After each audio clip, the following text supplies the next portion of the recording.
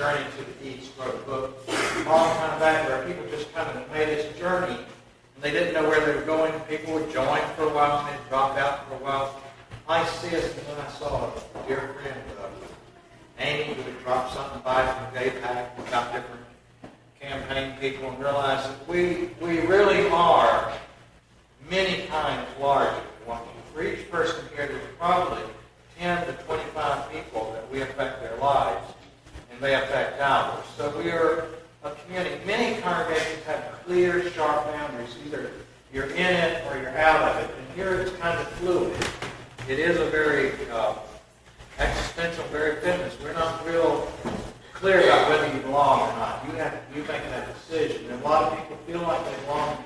Never get here on Sunday morning because they're having wonderful brunches around the world. Their spirit is here. They want to help support us and give of their spirit and of their money. And it's real different and very difficult for me to conceptualize it. Being a minister, because I came up with the white Southern Baptist model of you were part of the elect and only you could take communion, and it was very sharp who's in and out. This is not that way. It's very fluid, and it's very critical. I was going to talk about loneliness this morning, and I'm going to talk about it. One of the things, and I also want you to know that I'm back on schedule.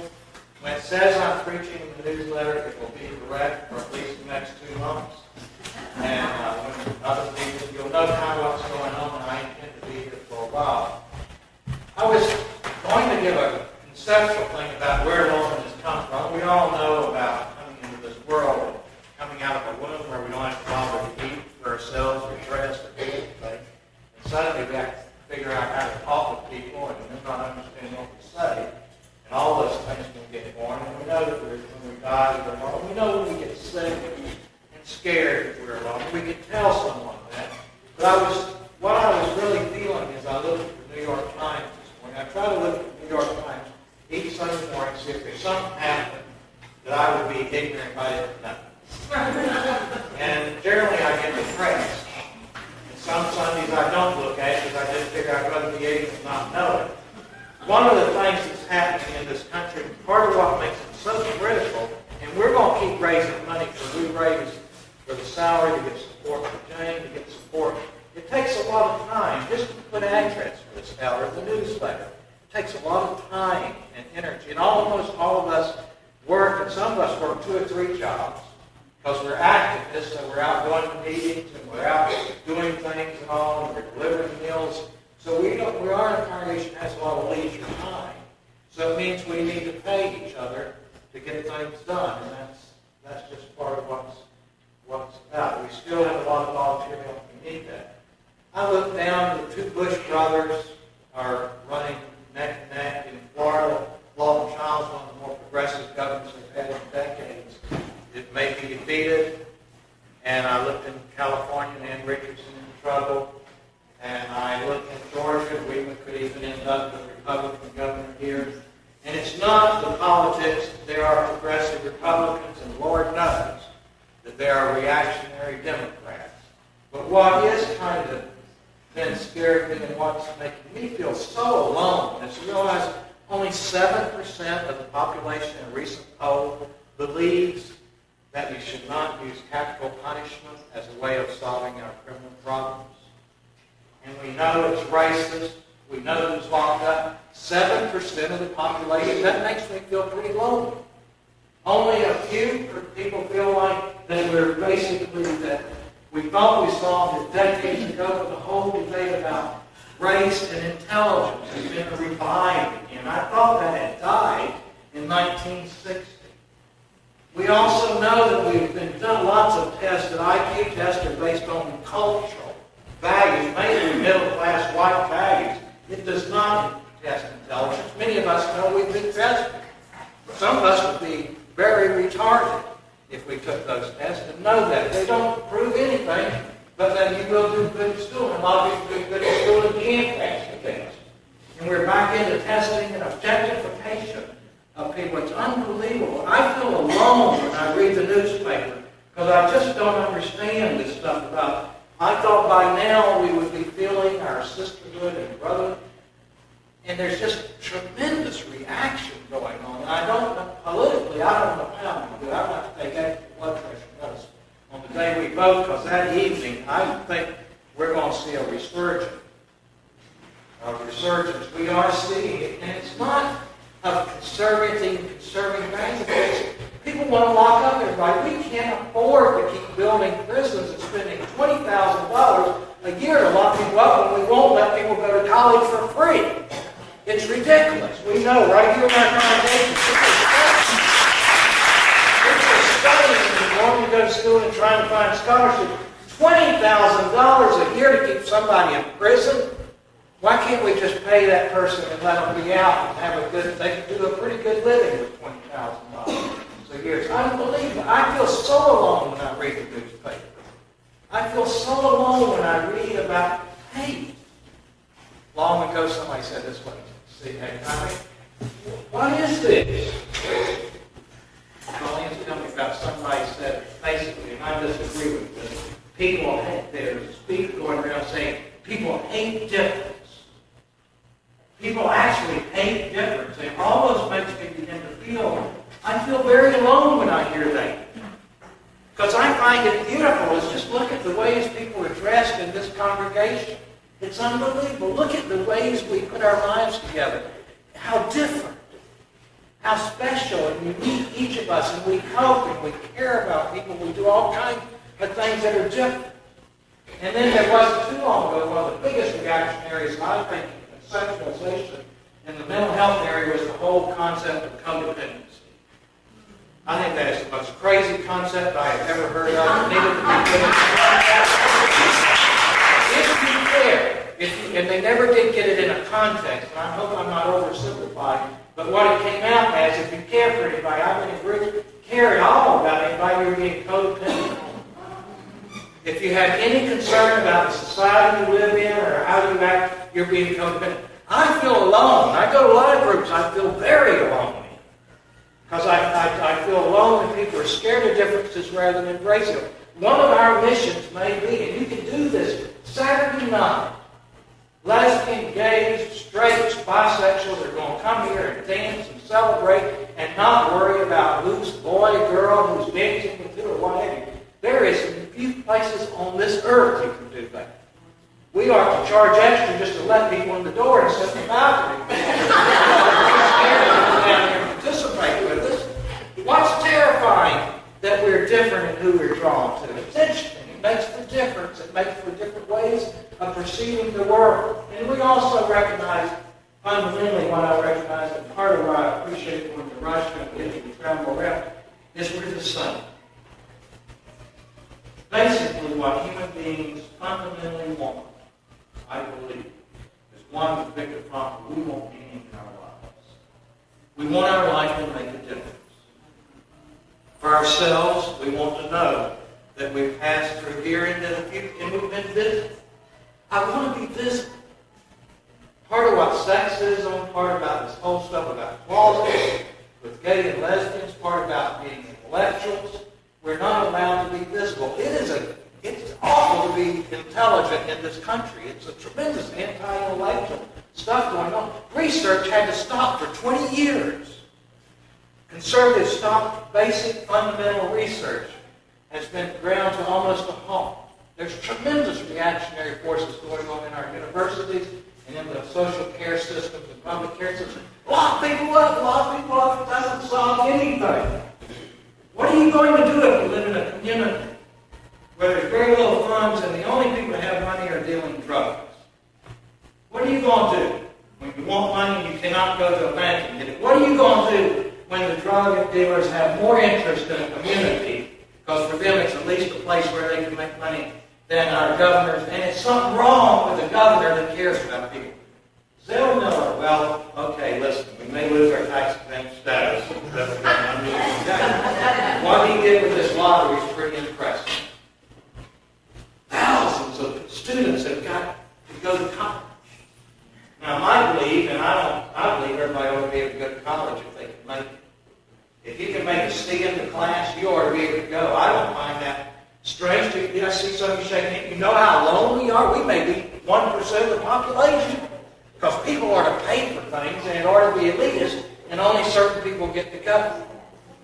Part of the compassion that's swept through, I was watching FDR down the road. I've been watching FDR. He's one of my models. I hardly remember him because he died when I was 5 or 6 years old. But Eleanor Roosevelt, I do remember going on. And her, what's happened with compassion? Read the political material. Everybody's trying to brag about who they lock up. No parole. Right now, we are paying for people that have grown a little bit of marijuana in North Georgia, and there's a lot being grown, to go to the federal pen and stay there. They're not violent. They're not dangerous. They haven't raped anybody. They haven't murdered anybody. They grew a little marijuana, so maybe they need to be punished. But there ought to be a better way than us paying. I resent paying $20,000 to people in jail when I'd rather them be out working. I resent that. Maybe every night they go to jail or something. Why not weekend lockups? I believe jail terms are effective, but we lock up people longer than anybody else other than South Africa. It's amazing, this country, the spirit of meanness. And what this congregation's about, and frequently we give away ourselves so much. We struggle. Jane tries to keep me kind of balanced because I just give it all away. And we know if you do that, then we have no chairs and no money for electricity. We have to balance each time. But it's trying to say, look, there is a kind of karma putting it out and letting it go away. And we know that. It works. I'm telling you, I'm 55 years old, and most of my life, I have been compassionate, and I've put it out, and most of the time it comes around. I'm not particularly a wealthy person, but spiritually, I feel the energy in this congregation. Many of you know this. Our artists who barely struggle. I mean, what kind of society is it? Every time I talk to artists, I feel so bad that we don't value art. We see it around us. We get to hear it. We get to feel it. And yet we don't value it. They have to struggle, do multiple jobs, clean houses, all kinds of stuff, work as plumbers, do every kind of thing to create.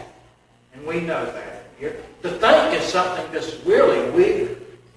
You go out and start thinking out loud. And that's why Leon did that at times, and it gets people kind of upset at times. You start thinking and asking, why is it? Where does this rage come from? And this makes me begin to believe, if people want to talk about false memory syndrome, a lot of us have had the hell beat out of us constantly. Must be, most of the people are running for office. Why is it we want to just lock everybody up? I don't understand that. I cannot understand it. I read the theories and everything of it. This country, we have spent billions.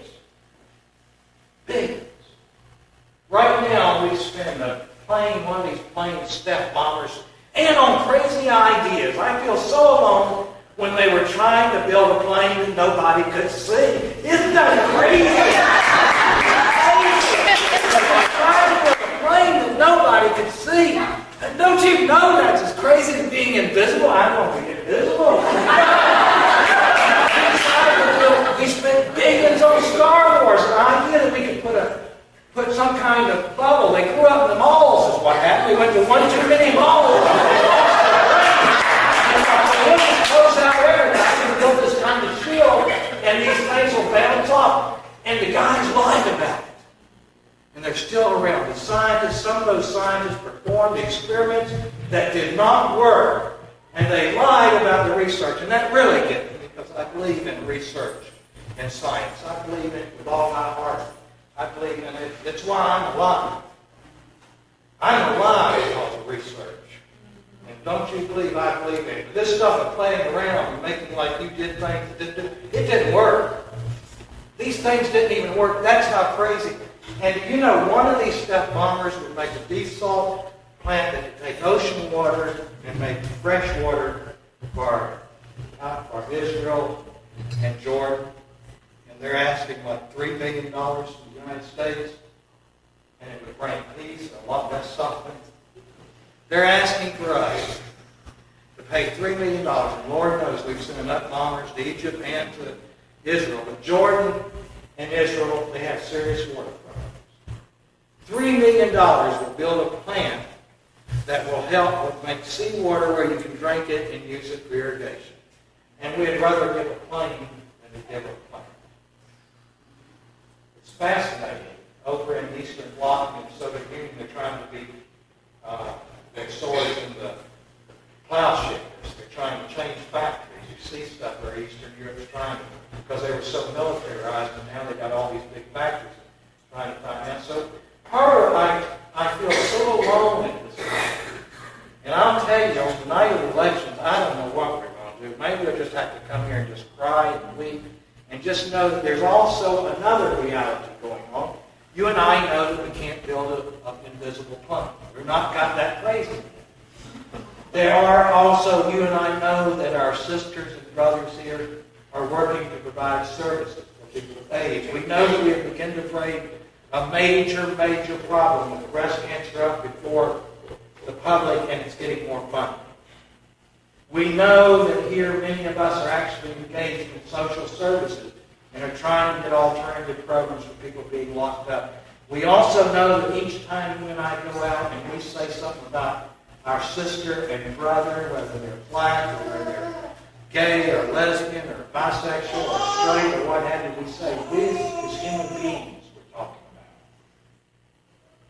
We go out and we're doing something. There's people here doing it. And we know that many of us are in places, in various institutions where there's tremendous,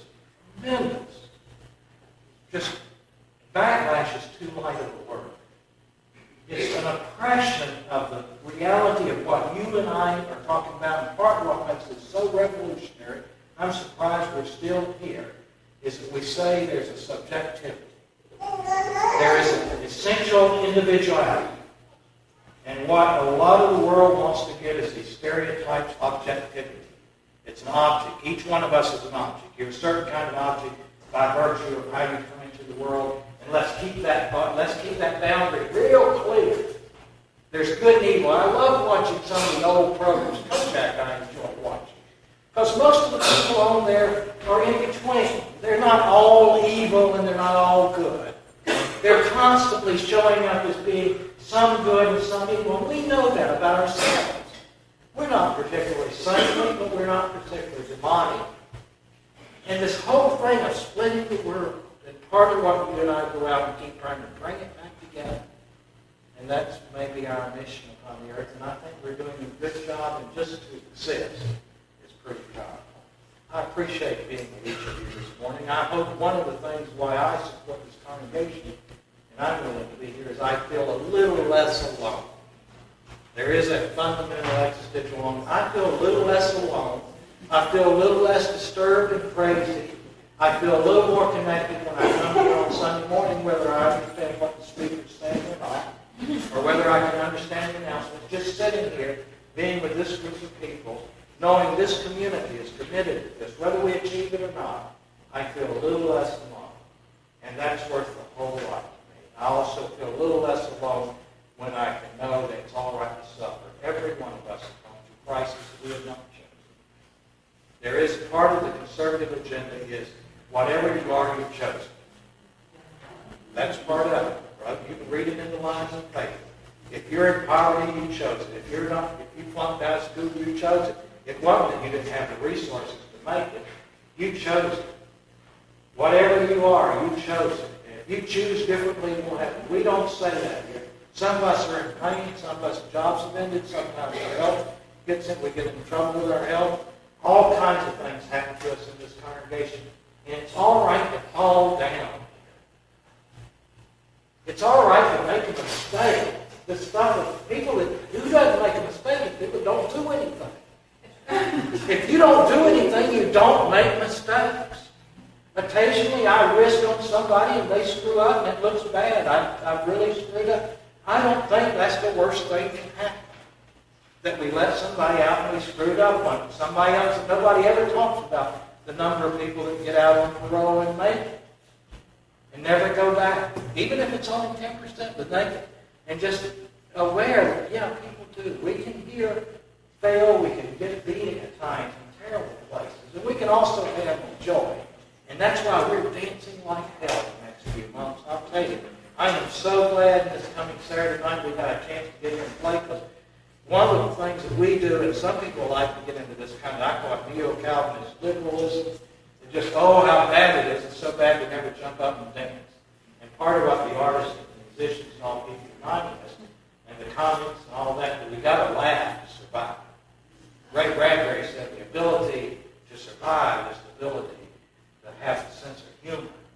And we're going to celebrate on the 17th, and we're going to be doing ordination on the 18th, and we're going to be celebrating in this congregation, and we're going to be around, and we're going to keep talking about money and raising money, but we have enough to live in the style that we deserve.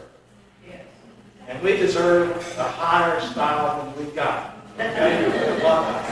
We're going to get it this year. It may take us the whole year. It's the last thing we got to learn. We know how to love, we know how to dance, we know how to create, we know how to come up with walls, we know how to open our hearts and our minds. We're going to learn that this year, and I'm looking forward to it. It's great to have you all with us. Our closing hymn is